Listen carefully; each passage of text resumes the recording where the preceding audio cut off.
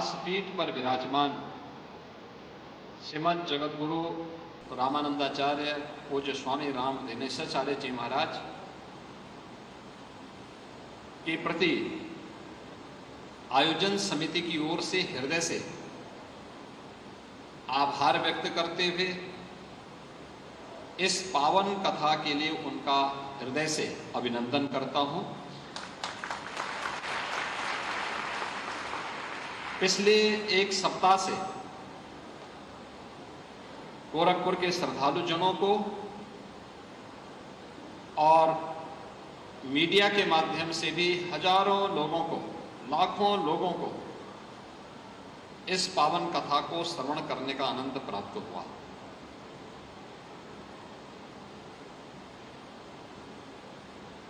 महत्वपूर्ण इस बात का कि कथा व्यास पर बैठा हुआ व्यक्तित्व कौन है।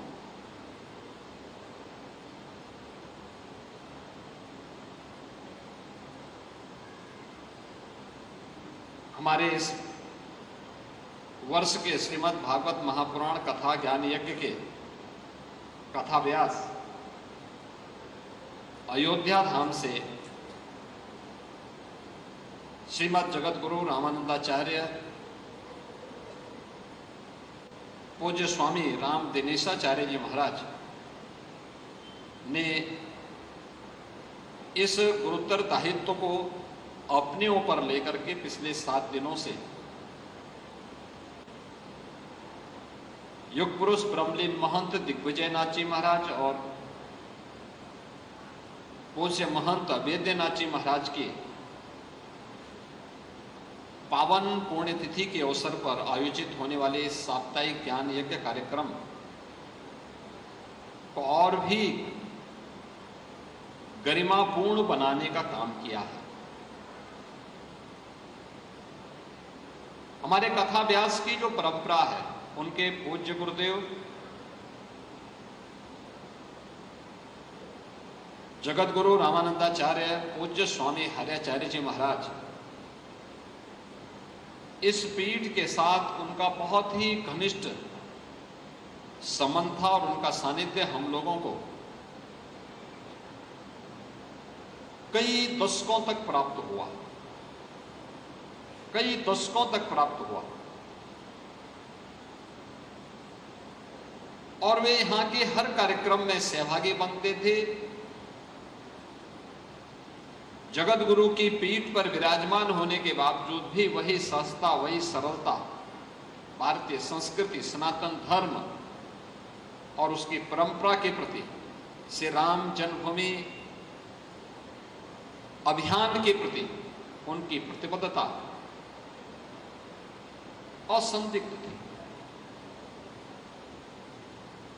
और अपने पूज्य गुरुदेव की इस परंपरा को उसी निष्ठा के साथ, उसी धैर्य और उसी गरिमापूर्ण तरीके के साथ आज जगतगुरु रामानंदाचार्य पूज्य स्वामी राम दिनेशाचार्य जी ने निर्वहन किया।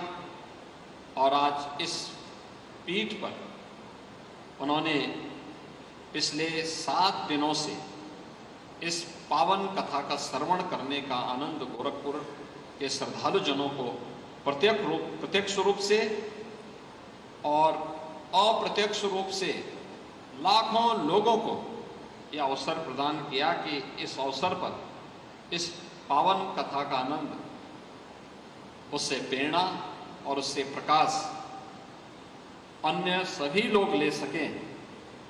यह सचमुच अभिनंदनीय है। भक्तजनों, हम सब इस बात को जानते हैं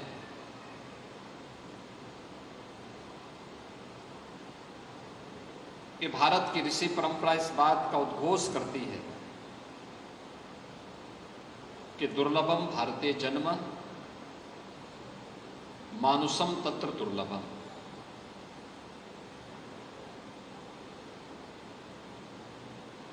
यानी भारत में जन्म लेना दुर्लभ है और उसमें भी मनुष्य के रूप में जन्म लेना, क्योंकि ये पावन कथा का आयोजन ज्ञान से जुड़ी हुई, भक्ति से परिपूर्ण और जीवन के रहस्यों को उद्घाटन करने वाले इस प्रकार की पावन कथा का श्रवण करने का आनंद दुनिया के अंदर किसी भी अन्य मत, मजहब और संप्रदाय में प्राप्त नहीं होता जो सनातन धर्म के अंदर प्राप्त होता है।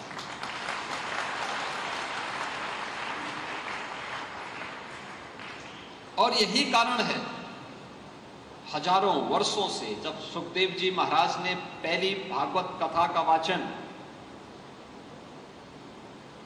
सुख तीर्थ में किया था, राजा परीक्षित को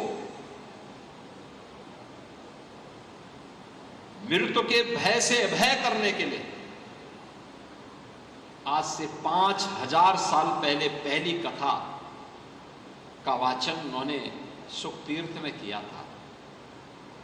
याद करिए, 5000 वर्षों से पावन कथा कोटि कोटि सनातन धर्मावलंबियों के मुक्ति का कारण बन रही है, उनके ज्ञान और भक्ति और उनकी मुक्ति का कारण बन रही है। ऐसी पावन कथा के साथ आप सबको जुड़ने का अवसर प्राप्त हो रहा है। ऐसे पूज्य सानिध्य में जिनकी परंपरा भारत और भारतीयता के प्रति, सनातन धर्म के प्रति अडिग होकर के निरंतर उसके प्रति पूरी समर्पण भाव के साथ जुड़ी हुई है। और उस परंपरा से हमारे इस वर्ष के कथाव्यास श्रीमद जगत गुरु रामानंदाचार्य जी स्वयं आते हैं। उन्होंने पिछले 7 दिनों तक लगातार इन कार्यक्रमों के साथ जुड़ करके इस पावन कथा का आनंद लेने का अवसर आप सबको प्रदान किया। और मैं देख रहा था, क्योंकि मुझे 7 दिवसीय इस कार्यक्रम में 3 दिन, प्रथम दिन और कल और आज, ये 3 दिन मुझे भी इस कथा में कुछ देर ही सही लेकिन आने का और जानने सुनने का मौका मिला। और श्रद्धालुजन सुन रहे थे, उनके श्रीमुख से ही मुझे पता लग रहा था कि अच्छा, कथा बहुत अच्छी चल रही है। मैं यद्यपि इस बात को जानता था पहले से कि हमारे कथाव्यास, इस वर्ष के कथाव्यास वह जगत गुरु रामानंदाचार्य जी की परंपरा से आते हैं, तो वह श्री राम कथा के ही मर्मज्ञ होंगे। लेकिन जब जगत गुरु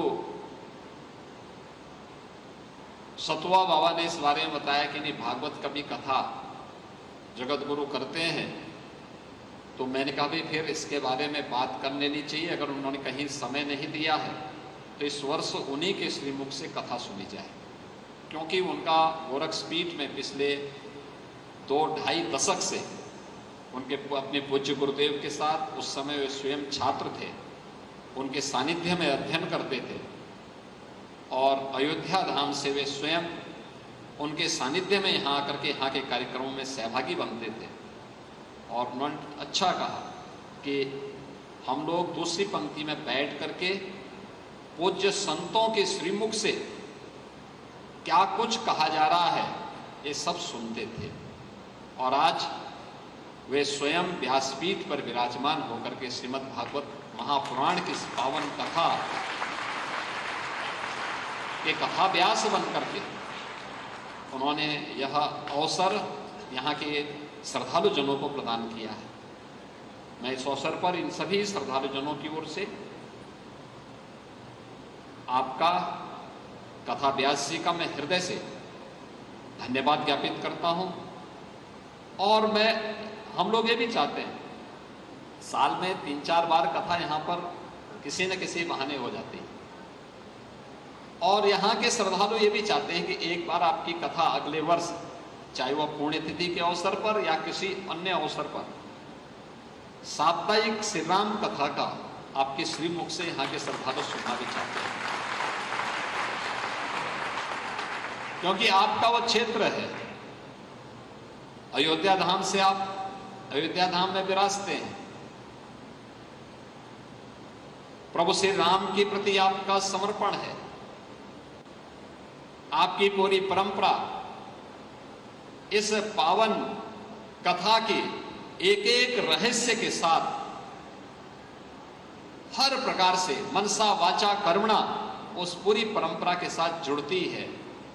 उसके साथ वही आनंद आप सबको सुनने में प्राप्त होगा। क्योंकि जब व्यक्ति उसकी करनी और उसके सदाचार, उसके व्यवहार में और उसके सिद्धांत में जब कोई अंतर नहीं रहता, वह जो बोलता है उसके अनुरूप अगर करता है तो वह वाणी बहुत प्रभावी हो जाती है। तो यहां पर अगले वर्ष नए सत्र में आप सबको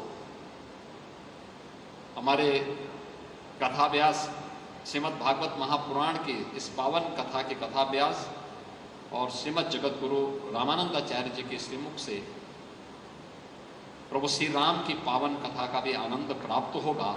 इस विश्वास के साथ मैं आज के इस अवसर पर एक बार फिर से अपने आचार्य द्वय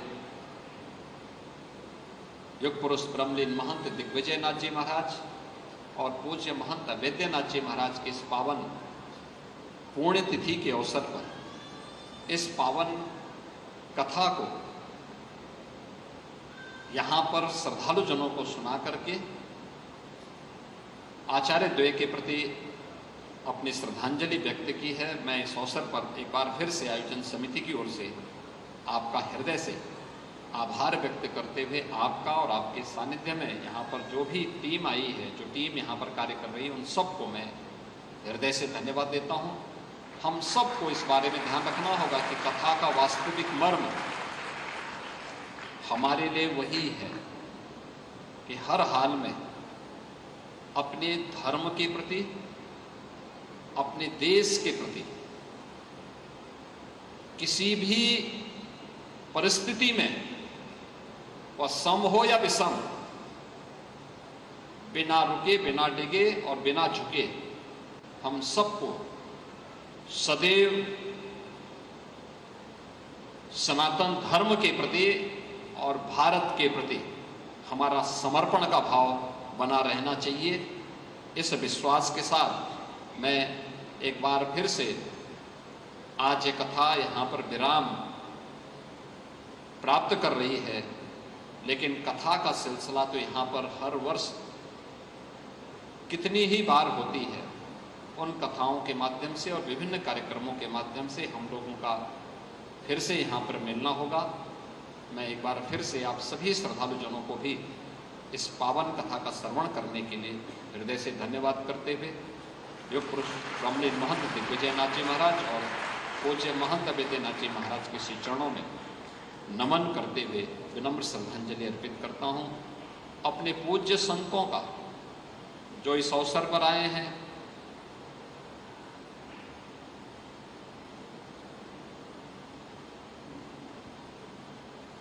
बाबा मस्तनाथ मठ स्थल बोहर के श्री महंत और पूर्व सांसद और वर्तमान में राजस्थान विधानसभा के हमारे माननीय विधायक महंत बालकनाथ जी महाराज, जूनागढ़ से, गुजरात से पधारे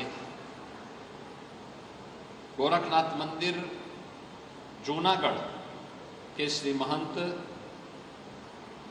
शेरनाथ जी महाराज, नेमी सारण से पधारे स्वामी विद्या चैतन्य जी महाराज और हमारे ऐसे ही पूज्य संतजन। और पिछले 7 दिनों में आप लोगों ने यहाँ पर जगत गुरु सतुआ बाबा को भी देखा है, वो इस कार्यक्रम के साथ जुड़े रहे हैं और भी अन्य पूज्य संतजन जुड़े रहे हैं। मैं उन सबको हृदय से उनका भी आभार व्यक्त करते हुए उनको भी इस पूरे आयोजन के साथ जुड़ने के लिए हृदय से धन्यवाद देता हूं और विश्वास करता हूं कि आप सबका जुड़ाव इसी रूप में आगे बना रहेगा। आप सबके प्रति मेरी मंगलमय शुभकामनाएं हैं। धन्यवाद।